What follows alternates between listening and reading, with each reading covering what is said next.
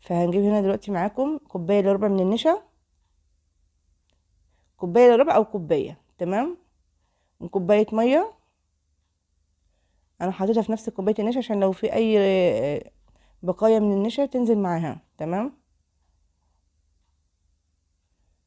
هقلبهم كويس جدا وانزل بيهم على طول على السكر. اهو خلاص غلي معانا اهو. ههدي النار بقى عليها.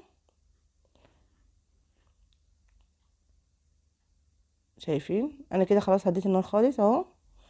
هنقلب النشا عشان خاطر بس ايه هي راقده في القعر، فهنحاول نجيبها من تحت كده لفوق عشان نتمكن منها ونقلبها كويس جدا وتكون دابت معانا في الميه، ما يبقاش فيه حاجات رواسب قاعده تحت، تمام. شايفينها هي ماسكه جامد، يعني احنا بنحاول معاها عشان تفك على